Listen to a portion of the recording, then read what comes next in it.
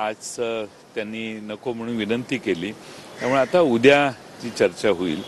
पण आम्ही आत्तापर्यंत झालेल्या चर्चा अतिशय चांगल्या चालल्यात.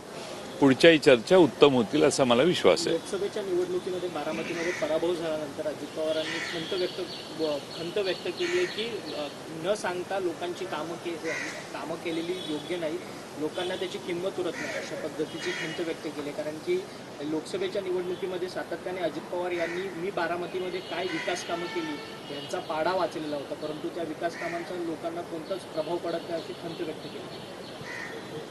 नाही, मग पुढं काय त्यांनी खंत व्यक्त केली करून पण त्यांना हवं तसं यश मिळालं नाही याच्यावर ठीक आहे, त्यांनी त्यांचं मत व्यक्त केलं, त्याच्यावर मी बोलण्याची काही आवश्यकता आहे असं मला वाटत नाही.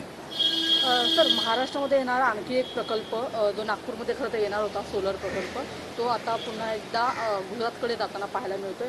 एकूणच राज्य सरकारची दिरंगाई आणि या सगळ्यामुळे हा प्रकल्प महाराष्ट्राच्या हातातून निसटला असं म्हटलं जातं. राज्य सरकारमधले शासनकर्ते आणि प्रशासनातले अधिकारी वर्ग हे कुणालाही मोकळं सोडत नाहीत.